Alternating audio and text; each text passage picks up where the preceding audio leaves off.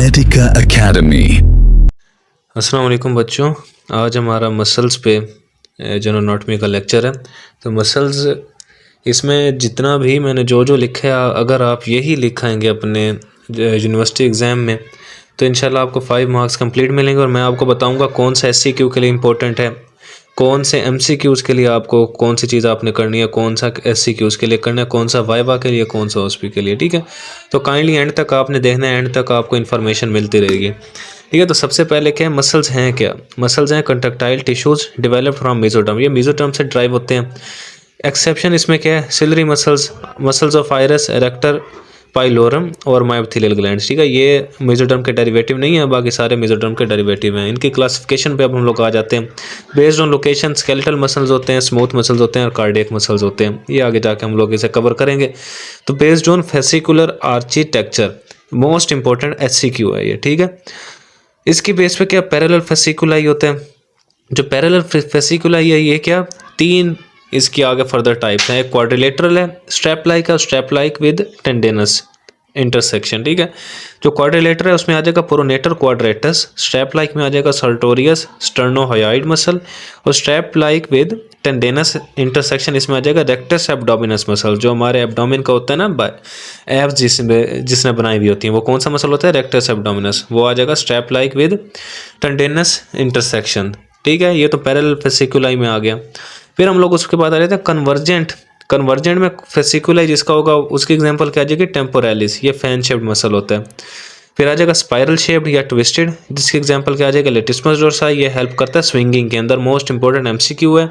और ये जितना मैं बता रहा हूँ ऐसे ही आपने पॉइंट्स में लिख कर आना है अपने SCQs में, तो इंशाल्लाह कंप्लीट मार्क्स आपको मिलेंगे। उसके बाद आ जाएगा क्रूशिएट फेसिकुलाई, जिसमें क्रूशिएट फेसिकुलाई है। इसकी एग्जाम्पल क्या आ जाएगी, स्टर्नोक्लीडोमास्टॉइड मसल। फिर स्फिंक्टरिंग फेसिकुलाई है, जिसका उसकी एग्जांपल आ जाएगी ऑर्बिकुलरिस ओकुलाई और ऑर्बिकुलरिस ओरिस मसल। ठीक है, फिर उसके बाद आ जाएगा कौन सा आ जाएगा, उसके बाद पाइनेट। ठीक है, पाइनेट की फर्दर आगे 3 टाइप्स हैं। जिसका पाइनेट फेसिकुलाई होता है ना, उसकी 3 टाइप्स हैं फर्दर आगे। एक यूनिपाइनेट, बायोपाइनेट और मल्टीपाइनेट। यूनिपाइनेट की एग्जांपल कौन सी है, फ्लेक्सर पोलेसिस लोंगस, फ्लेक्सर डिजिटोरियम और प्रोनेटर टर्शियस और पाल्मर इंट्रोशियाई। 2F है और 2P है इसमें। ठीक है, फिर बायोपाइनेट। बायोपाइनेट में आ जाएगा rectus femoris, dorsal इंट्रोशियाई, peroneus लोंगस, flexor हेलुसिस लोंगस। ठीक है, फिर मल्टीपाइनेट। मल्टीपाइनेट में आ जाएगा सबस्केपुलरिस और डेल्टाइड मसल आ जाएगा। ठीक है, फिर उसके बाद फ्यूजिफॉर्म भी फेसिकुलाई होता है, ये भी फर्दर इसकी एक टाइप है, जिसकी एग्जांपल क्या आ जाएगी, बाइसेप, इसका लॉन्ग हेड और शॉर्ट हेड।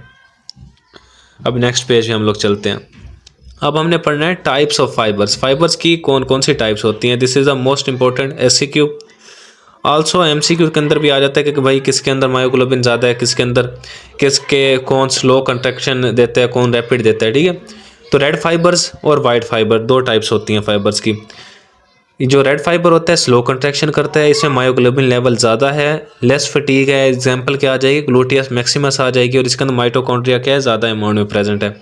जो वाइट फाइबर है, ये क्या रैपिड कंट्रैक्शन है, मायोग्लोबिन लेवल इसमें कम होता है, मोर फटीग है। इसकी एग्जांपल क्या आ जाएगी, हमारे जो आई मसल्स होते हैं एक्स्ट्रा ओकुलर, जिनका एक्शन कंट्रैक्शन ज़्यादा है। ठीक है, मतलब रैपिड कंट्रैक्शन जो दे रहे हैं, जिनका एक्शन ज़्यादा है। ठीक है, उसमें क्या एक्स्ट्रा ओकुलर मसल हमारे आइज़ के आ जाएंगे। आपको पता है थोड़ी देर बाद खुद ही आई हमारी ब्लिंक कर जाती है, तो उनका क्या रैपिड कंट्रैक्शन करती है, तो ये वाइट फाइबर्स में आ जाएगा। फिर उसके बाद आ जाएगा इसमें माइटोकॉन्ड्रिया क्या होते हैं, लेस अमाउंट में होते हैं। फिर types of muscles, this is the most important SCQ।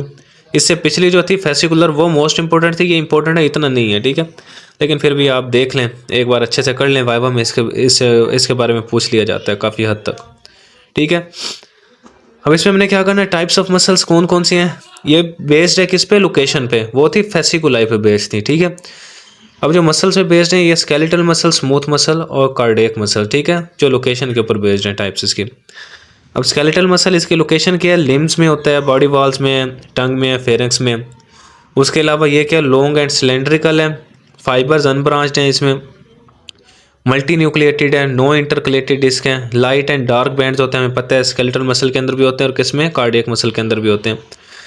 फिर nerve supply somatic nervous system होती है, इसकी सोमैटिक है, बाकी दोनों की ऑटोनोमिक नर्वस सिस्टम है।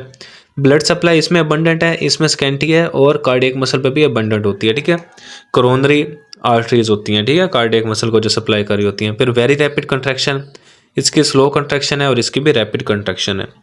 सून गेट फटीग, ये जल्दी थक जाता है मसल, ठीक है, आपको थकावट जल्दी होती है, अपने स्केलेटल मसल में ही होती है। कभी देखा है आपको कभी दिल में थकावट हुई भी हो? नहीं होती, ठीक है। तो ये फटीग करते ही नहीं है, नेवर फटीग। और जो स्मूथ मसल है, डू नॉट फटीग, ठीक है। बाउंडेड बाय सार्कोलीमा, स्केलेटल मसल है, ये बाय प्लाज्मा लीमा और ये भी plasma Lima.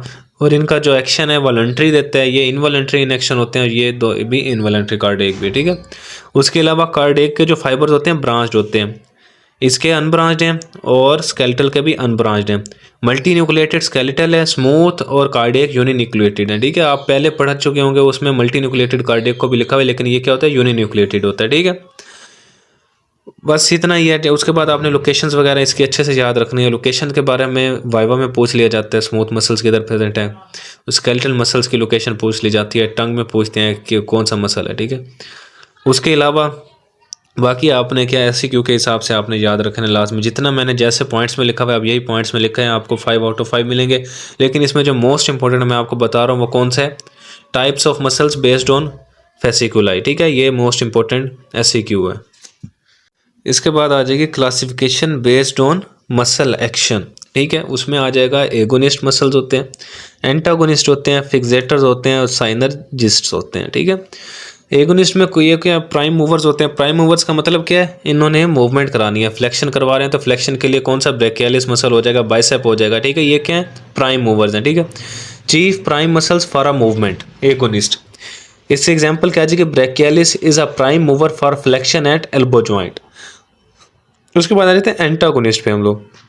एंटा means, anti means क्या होते हैं, अगेंस्ट, ठीक है। जो प्राइम मूवर्स के अगेंस्ट एक्ट हो रहे होंगे वो कौन से होंगे, वो होंगे एंटागोनिस्ट, ठीक है। इसके एग्जांपल क्या आ जाएगी, बाइसेप एंड ट्राइसेप। बाइसेप क्या होते हैं, फ्लेक्शन में होते हैं, इसके अगेंस्ट जो मूवमेंट हो रही है एक्सटेंशन, वो क्या ट्राइसेप करा रहे हैं। ऐसे ही हमारा जो नी ज्वाइंट है ना, नी ज्वाइंट पे जो हैमस्ट्रिंग मसल्स हैं, हैमस्ट्रिंग क्या करा रहे होते हैं, फ्लेक्शन करवा रहे होते हैं। लेकिन जो क्वाड्रिसेप हैं ये क्या कराते हैं, ये कराते हैं एक्सटेंशन, ठीक है, हमारी इसकी थाई की, सॉरी नी जॉइंट पे, ठीक है, लेग की हमारी कराते हैं। उसके बाद आ जाएगा फिक्सेटर्स। फिक्सेटर्स का क्या काम होता है, stabilize proximal joint of limb, ठीक है। कोई भी जॉइंट है ना उसको स्टेबलाइजेशन उसकी कौन कराते हैं, फिक्सेटर्स कराते हैं। इसकी एग्जांपल क्या आ जाएगी, ट्रेपीजियस और डेल्टॉइड।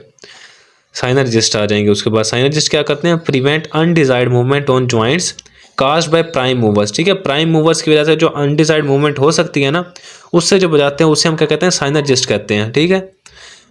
उसके अलावा इसकी एग्जांपल क्या आ जाएगी, making tight fist by long distal flexor, ठीक है। दो लॉन्ग डिस्टल फ्लेक्सर्स होते हैं ना, टाइट को क्या रखते हैं, हमारी फिस्ट को रखते हैं, टाइट रखते हैं, ठीक है। जिसकी वजह से फ्लेक्शन एक्सटेंशन वगैरह जब हो जाए तो उसके बाद क्या हमारी रिस्ट रहती है, टाइट रहती है, जिसकी वजह से अनदर मूवमेंट्स नहीं होती, ठीक है, अनडिजायर्ड मूवमेंट जो हम लोग नहीं चाहते।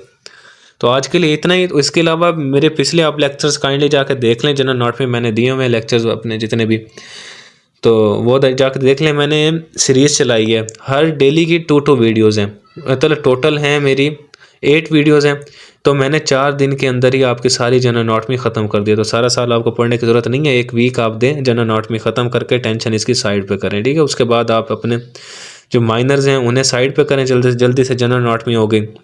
उसके अलावा हिस्टोलॉजी पे भी मैं आपको एक लेक्चर दूंगा, उस पर सिर्फ एक ही लेक्चर होगा, उसमें आपको मैं हर चीज़ एक्सप्लेन कर दूंगा, ठीक है। तो जनरल एनाटॉमी होगी, हिस्टोलॉजी होगी, इनको आप साइड पे करके ना फार्मा वगैरह ये जल्दी से एक ही मंथ इन्हें देखें। तो उसके बाद आप अपने किस पे, बायोकेमिस्ट्री और फिजियोलॉजी और ग्रॉस पे आप लोग तवज्जो दें, ठीक है। तो जनरल एनाटॉमी पे आप मेरे पिछले लेक्चर जाके देख लें। तो मैंने एक सीरीज़ अपनी प्लेलिस्ट लगाई हुई है, प्लेलिस्ट आप जाके प्ले करें मेरे इस चैनल पर जाके, ठीक है। और काइंडली सब्सक्राइब करना मत भूलिएगा। थैंक यू, अल्लाह हाफिज़।